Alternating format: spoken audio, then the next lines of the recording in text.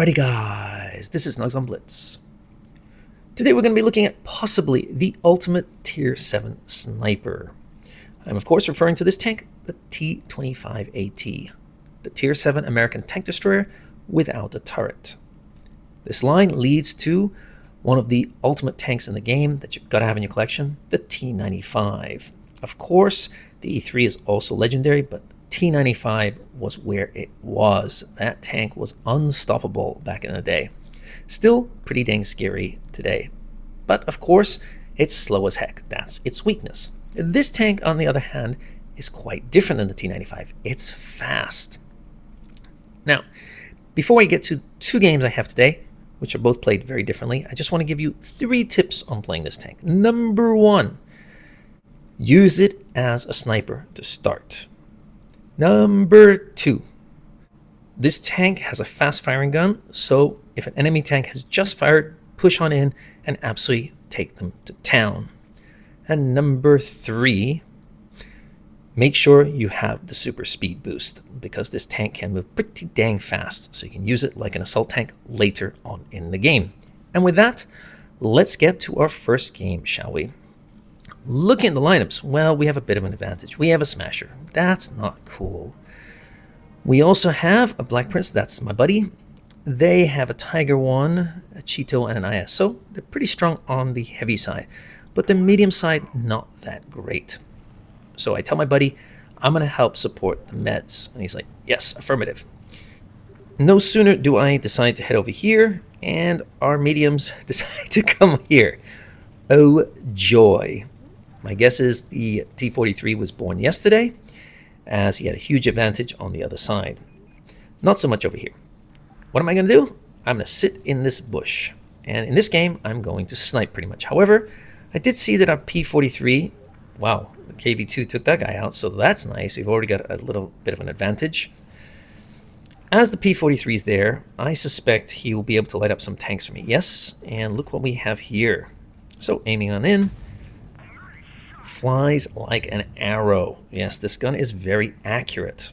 So even if you're a million miles away, you'll probably hit your targets as long as you zoom all the way in. We've also taken out a second target. Goodness me. Poor enemy team. I do feel for them. Wow. KV-2 is rocking it. And this guy decides to push on in. And I'm going to peek on out here. As you can see, this bush is very effective, stopping the enemy tanks pushing on in. There's a few positions, as I said, bush that I came from. I want to get rid of this guy. He's getting a little bit too close. He'll keep me lit up. I do not like that. I do not like green eggs and ham. And he's going to be a goner in T-2 seconds. Boom.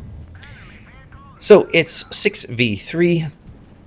The IS just missed me there. That's pure luck, but as I am far away, I'm not the easiest target to hit. My armor does work against Tier 6 tanks. Tier 7 sometimes, but not against the heavy, as I'll take that hit. Nasty hit. I don't expect I'll survive this game, so it's all about damage. As it's 6v1, I don't see him pulling it out. So can I get another shot in? Of course I can. And there you go. So not a bad game. As you can see, this tank works at distance. My number 1 piece of advice in this tank, snipe. Find a bush and snipe. Cover your meds, cover your heavies, just cover someone from the back of the map. You'll be an invisible sniper and a very deadly one of that. KV-2 though, hats off to you. Smasher, very nicely done as well. Moving on to our second game, where I play it very differently. Now, looking at the lineups, they have no armor to speak of. I mean, the Pharaoh, meh, is Tier 7, and that's about it. The Cheeto has some armor as well, but I fully expect this team to go down into A cap. They do not want to come across a Skoda T56, that's for sure. Its armor, brutal, its gun, it's pretty dang hard, and it's got hit points to boot. So, if I were them, I would push hard and heavy at A cap and take my chances. I'm going to head over here. I could use my speed boost, but I want to use it a little bit later when I find some targets to attack. I'm going to get C-cap ASAP, because what I do not want is the Skoda to just sit here like a lazy ass and wait for the enemy team to just show up. I want him to push on in. AMX is here with me, so we'll get the cap quicker. And now I'm just going to try and clear the lane. As you can see, the Skoda's gone around. I don't think you needed to do that. Have some courage. You're a Skoda T56. They have nothing to really counter you except this tank, the G-Sor, which does hit pretty hard. Aiming in, boom, there you go.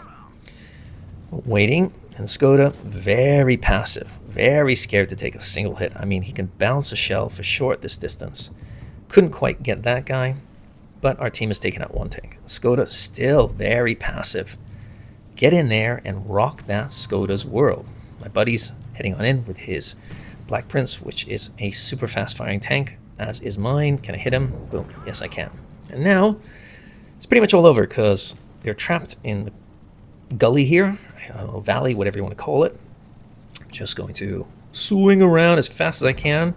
Speed boost this because I want to make sure I get some shots in. Go for the Pharaoh, not Progetto, sorry.